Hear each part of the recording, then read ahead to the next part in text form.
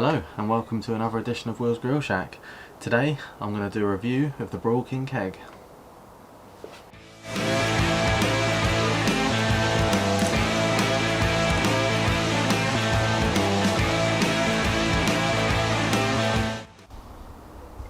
Okay, so here is the Broil King keg.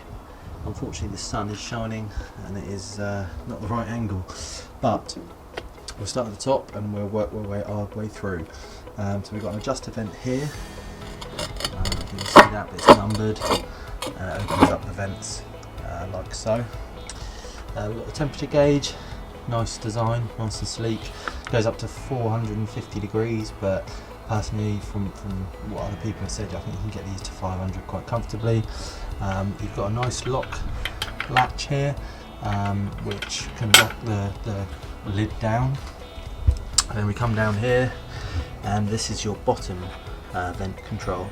Again, all dotted here so you can remember what setting for what temperature.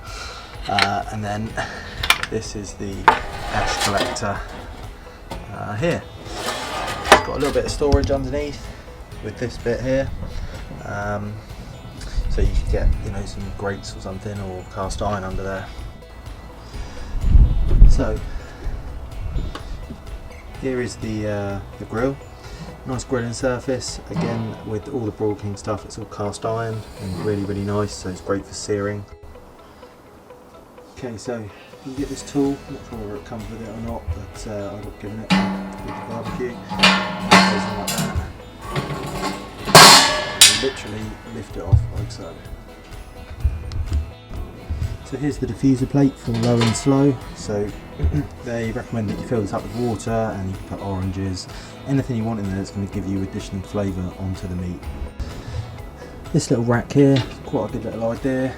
So I was thinking that you could turn it upside down like so, and you could quite easily have a wok, or my Cadai Fireball would fit into that, so that'd be great for curries, Chinese, anything like that.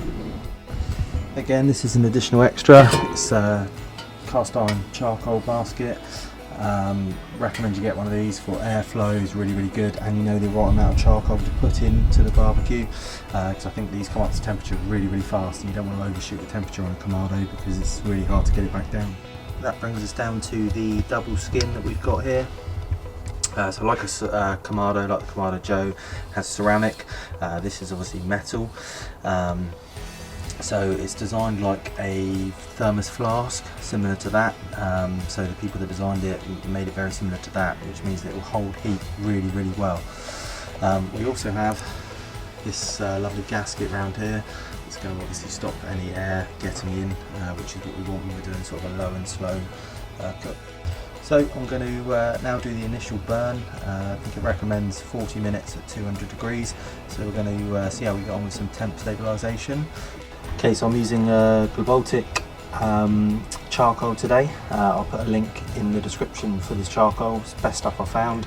Really good, high quality lump wood. As you can see, not really using much at all. Probably what I used to put in a Kamado Joe Jr. So literally a small bit. I'm going to light it on the under tray and then allow the flames to come up through. And we're going to do a little bit of temp stabilisation. So we're going to leave the lid up for about 5 minutes. Bottom vent is all the way open, and we'll come back in about 5 minutes. Okay, we've been going about 5 minutes, so we're just going to close the lid down. So we're going to aim for about 110 degrees. So I'm going to knock this top vent down to where it says 1, which is the minimum it can go.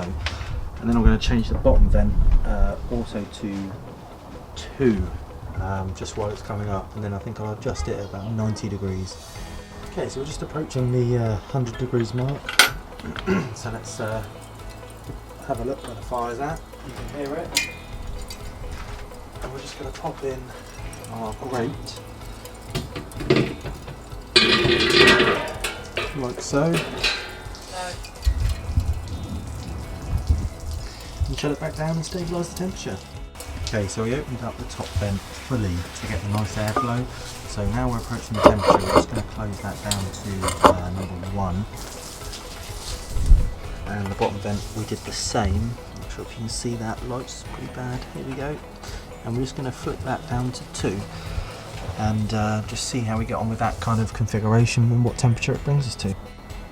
Okay, so we've established that top vent 1, and this thing will sit at 100 degrees, absolutely fine. Bottom vent is on 2 still. People say that you get a leak from round here, but I'm not experiencing that. This has been sat now for 20 minutes on 100 degrees bang on, so no problems with that. So let's now turn the top vent to get to about 180 as I'm aiming for now. So let's go to 3, and on the bottom vent we're going to open that up to 4, and then let's see where that brings us to. Okay, so we've been sat at, that's about 180 degrees for about 10 or 15 minutes. We're on number 3 at the top and number 4 at the bottom. So that seems to hold the temperature nicely at that. Okay, so let's crank it up a notch. We're going to go to number 4 at the top, and we are going to go to number 5 at the bottom. So I would expect this now to go to about 210, 220 degrees, I would say. Just over the 200 degree mark, and the skin on this keg is so thick. I can literally hold my hand on it and it's not hot at all. Not hot at all, everywhere. So it's so thick, so well insulated, which is what you want on a low and smoke barbecue really. So we're at 210 now, so I'm just going to knock this back 1 notch and just get it to stabilise again. We're just over it at the moment. Okay, so I've just cranked open the vents to get it up to, I want to go to about 300 degrees now and see if it can hold that kind of temperature as well. Okay, so all the vents have now been open for about 10 minutes and we are at 300 degrees at the moment. Remember how little, should I say, charcoal we actually had in that basket. It's going to be interesting to see how much we've got left after doing all of this.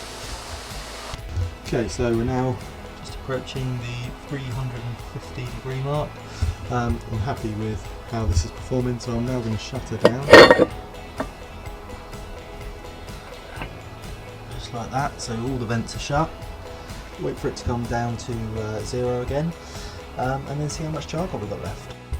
So it's taken all night to cool down. It really did hold the temperature so well.